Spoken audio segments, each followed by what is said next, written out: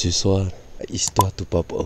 Pour vous mettre dans le contexte, cette histoire me vient des grands du quartier. Cette histoire, ils nous l'ont racontée à moi et mes cousins pour éviter que, en fait, mes cousins les suivent tard le soir quand ils vont se promener en vélo dans la ville de Papeete. Pour ceux qui ne savent pas, je suis de Titioro. Et dans notre vallée de Titioro, il y a une belle route bien lisse et éclairée qui la dessert. Mais ça n'a pas toujours été le cas. Quand j'étais petit, dans mes souvenirs, la route de Titioro, elle était en très mauvais état et pas du tout éclairée le soir. Et les grands de notre quartier nous ont raconté l'histoire du jeune virtuose de Happy de Titioro. L'histoire de ce jeune, c'est simple. C'est un jeune homme qui vit avec ses parents et qui s'occupe de ses parents. Son père est très malade et sa mère s'occupe de la maison comme elle peut. Il est fils unique et parce qu'il est jeune et bien portant, il a décidé qu'il allait quitter l'école pour aller travailler. Il a trouvé un travail et son travail c'était très loin de Titioro et c'était dans la vallée de la Punaru. Donc tous les matins, il devait quitter tôt le matin pour aller au travail à Punaru. Maintenant, en ce temps-là, il faut savoir que les gens de Titioro, c'est des gens qui n'ont pas beaucoup de moyens. Et donc, pour la plupart, ils n'ont pas de moyens de transport à moteur.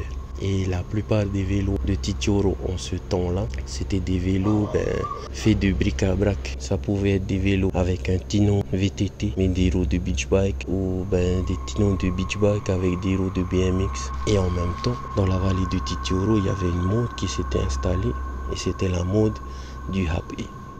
Tout le monde voulait prouver sa créativité et chacun faisait son vélo comme il voulait. Mais surtout, ils pratiquaient la discipline du happy comme ils voulaient. Et ils étaient très créatifs en ce temps-là. Ce jeune-là, il a très vite été emporté par cette mode du happy. Lui, son vélo, c'était un tignon de beach bike avec la roue avant d'une beach bike, mais la roue arrière d'un VTT.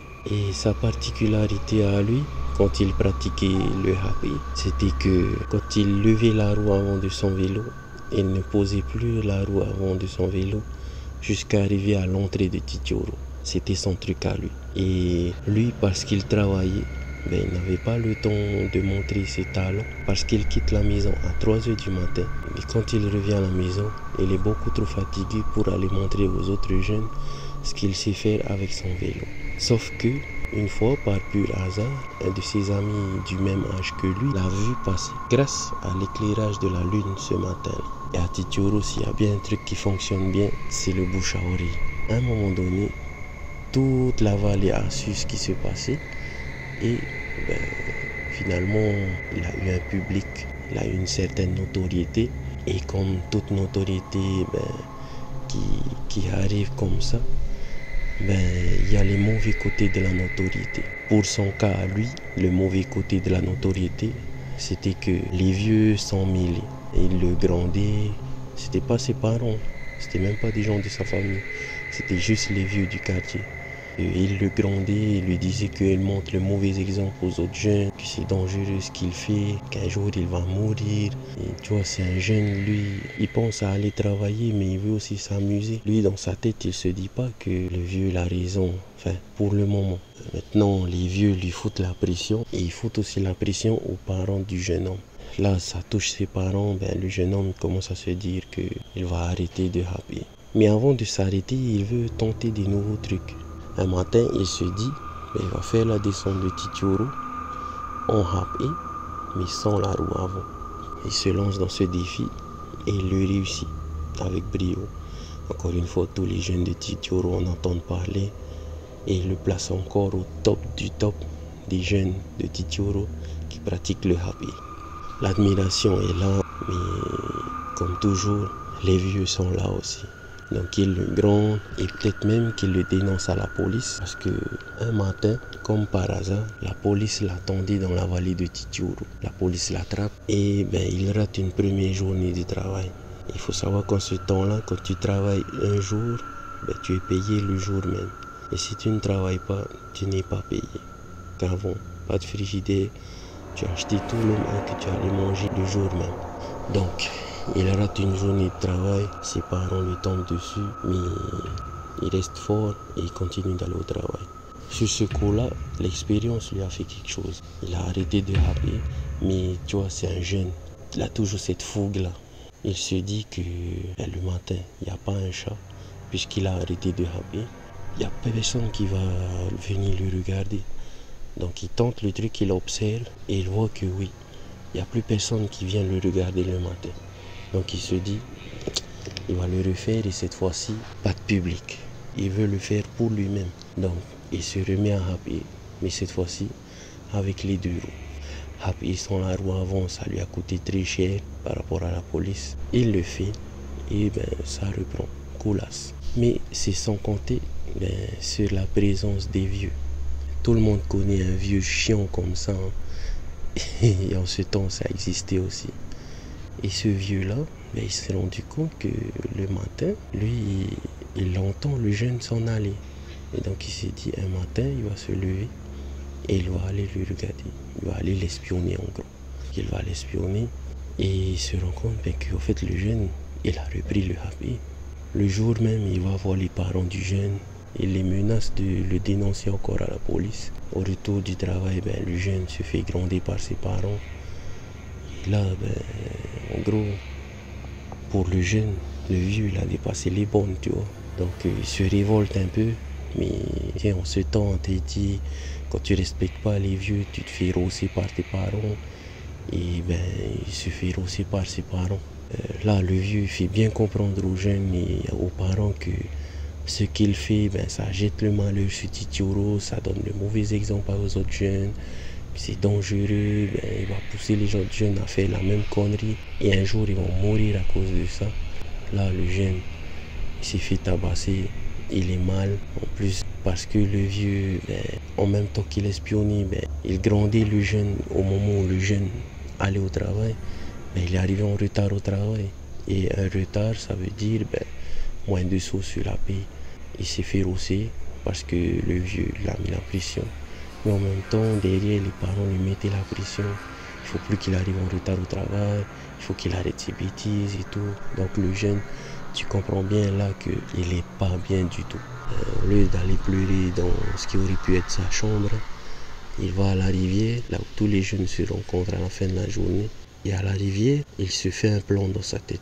Il se dit qu'il va laisser quelques jours passer. Mais un jour qu'il choisira lui, il va se faire une dernière session de happer. Mais il va aller jusqu'à Punavia en happer. Et cette fois-ci, il va faire en sorte d'avoir un public. Donc, il met son plan en exécution. Il fait en sorte que quelques amis à lui fassent passer le mot. Tous les jeunes qui vivent pas loin du chemin qu'il prend pour aller au travail. Ça y est, le plan est fait. Les jeunes seront au rendez-vous. Et pour lui, ce sera la dernière fois qu'il va le faire. Le jour arrive, il se prépare. Le vieux est au courant de ce plan-là. Il sort de chez lui, il prend son vélo. Il entend le vieux lui crier dessus. Il décide de ne pas calculer le vieux, de partir et d'en finir vraiment avec le happer. Sur ce coup-là, comme prévu, le public était au rendez-vous. Alors les jeunes le voient sortir. Ils sont au courant que ce sera la dernière fois qu'ils le verront faire ça. Ce matin-là, pas de lune, donc pas de lumière. Et les jeunes qui sont présents là ne le voient pas en fait, mais ils l'entendent partir. Et ils décident tous de l'encourager. Même si le papy il est là, il lui crie dessus. Lui, il calcule pas le vieux, il pense qu'aux encouragements. Il se dit que c'est la dernière, il va faire les choses bien. Il commence à happer devant son quartier. De là, il lève la roue avant et il s'en va. En quittant son quartier, il entend toujours les cris des jeunes de son quartier. Il entend une petite différence dans les cris, mais il n'y prête pas trop attention. Donc il trace, il est en mode happy. Et là, il se dit, punaise, les étoiles sont avec moi. Les dieux sont avec moi. Ils ont décidé d'alléger le poids de son vélo pour qu'il puisse happy jusqu'à Punavia. Il a un méga feeling avec son vélo. Les esquives sont bonnes. Bref, tout est bon. Il trace. Là, il se rend compte que il est en train de happer sans pédaler. Et il se dit, je vais pédaler. Et là, le vélo va de plus en plus vite. de plus en plus vite. À un tel point que Titioro, c'est une pente douce. Et quand tu descends cette pente douce, en ne t'arrêtant jamais de pédaler, tu peux atteindre les 30-35 km/h. Pour l'époque, c'est beaucoup. Et comme il y avait aussi cette demande de sa part d'avoir un public, il entendait les jeunes qui pour lui le voyaient passer. Mais en fait, eux, ils l'entendaient juste passer. En l'entendant passer, eux aussi, ils poussaient des cris, tu vois. Comme pour lui dire, on t'a vu passer. Et lui, plus il entendait les cris, plus il se disait, c'est bon quoi, c'est la dernière. J'y vais à fond. Donc, il pédale encore plus vite. Son vélo va encore plus vite. Il est toujours avec la roue avant vers le haut. Et c'est bon quoi.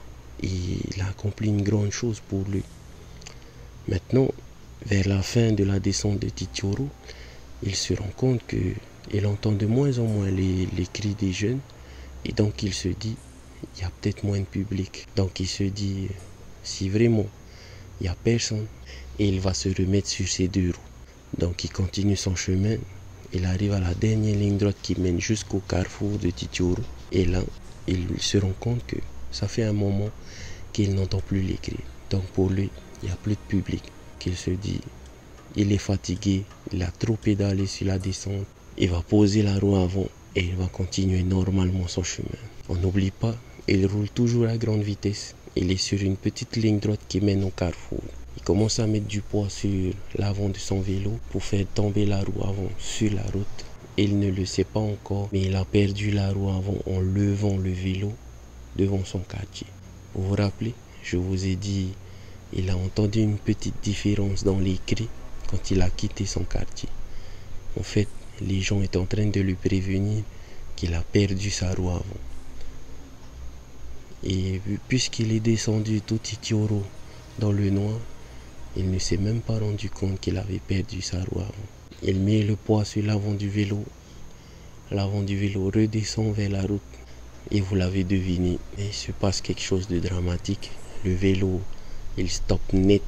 Et lui, il est éjecté à une trentaine de mètres parce qu'il allait trop vite. Il tombe sur la tête, il a du mal à se relever. En plus de ça, lui, dans sa peine pour se relever, il entend un véhicule arriver à toute vitesse. Et parce qu'il n'est pas bien, il n'arrive pas à se dégager de la route où il est tombé. Donc il se fait faucher, les secours n'arrivent pas assez vite et il meurt. À ce même instant, chez lui, les jeunes qui ont trouvé la roue avant rapportent la roue avant chez ses parents. Et tout de suite, le père il comprend que son fils est certainement en difficulté. Il décide de demander à des voisins qui ont une voiture de le conduire lui et sa femme, voir si son fils va bien. En descendant, il retrouve le vélo accidenté sur la route. Grâce à l'éclairage de la voiture, il voit du sang sur la route. Tout de suite, le père il comprend que c'en est fini pour son fils. Il file tout de suite à l'hôpital, on leur annonce le drame. Et à ce moment même, pour ne pas pousser de cris de colère ou de cris de tristesse, elle décide de murmurer. Dans son murmure, elle inclut les vieux. Parce que dans son esprit, c'est la faute des vieux si son fils est mort.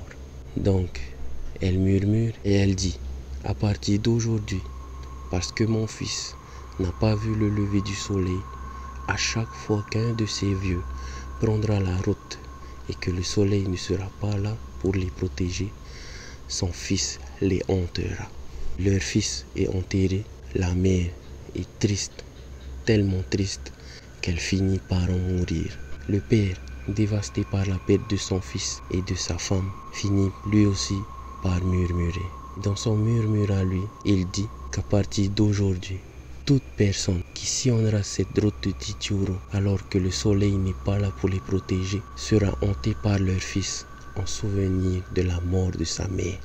Le soir où ils nous ont raconté cette histoire, ils nous ont dit aussi, tout en rigolant, parce qu'ils se foutaient de nous, que l'histoire en fait était fausse, qu'elle était complètement inventée. Et moi, comme je suis un gros peureux, ça a beaucoup participé au fait que moi, je ne sorte pas la nuit. Certes, il y avait le respect des règles à la maison, mais avec ça, il y avait le fait que j'avais peur de cette histoire-là. Maintenant, moi, Quand on m'a raconté cette histoire, j'étais à l'école primaire. Arrivé au collège, il y a eu une nouvelle, comment on dit ça? Il y a eu une nouvelle mode dans la vallée de Titioro. Et cette mode-là, elle a touché, je crois, toutes les vallées de Titi.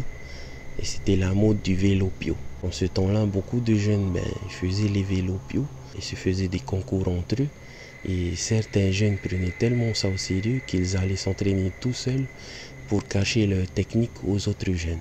Et parmi ces jeunes qui s'entraînaient tout seuls, il y en avait certains que j'ai connus quand j'étais au collège. Et je sais plus combien, plus de 3, m'ont raconté que des fois quand ils s'entraînaient tout seuls, ils entendaient derrière eux quelqu'un qui roulait en vélo. Mais pas un vélo pio, un VTT. Pourquoi ils disaient un VTT? Parce qu'ils entendaient, tu sais, le bruit de la roue arrière là, quand tu roules sans pédaler, qui fait tic tic tic tic tic tic tic tic tic. Ils entendaient ce bruit là. Mais eux, tu vois, c'était tellement des spécialistes du vélo que eux, ils savaient faire la différence entre le bruit de la roue avant et de la roue arrière. Et eux, ils affirmaient avec certitude que pour eux, le vélo, c'est un VTT qui est en train de happer. Après, eux, ils m'ont raconté ça parce que pour eux, c'était carrément waouh. Que déjà que eux, vélo pio, ils allaient vite. Et si la personne derrière eux, il était en mode happé, il avait un VTT, pour eux, c'était hallucinant, quoi. Et le tout sans pédaler. Donc voilà, eux, ils m'ont raconté ça. Après, je sais pas si eux, mes cousins, leur ont raconté l'histoire et mes collègues sont venus me faire peur avec ça pour que je me remémore l'histoire. Mais enfin, quand ils m'ont raconté ça, moi, tout de suite, j'ai pensé à ce jeune-là, à l'histoire de ce jeune-là. On m'avait certifié que c'était une histoire qui était fausse. Mais tu vois, quand tu as ce genre d'anecdote qui t'est racontée et qui ressemble un peu et qui se rapproche beaucoup de l'histoire qu'on t'a racontée, je t'avoue que là tu commences à avoir des certitudes sur les choses qui sont fausses. Donc voilà, j'espère que tu as apprécié cette histoire-là. En tout cas, si tu as apprécié, n'hésite pas à liker la vidéo, à la partager à tes amis et aussi à t'abonner. C'était tout pour moi. C'était Andy de Tahiti. Nana, bisous.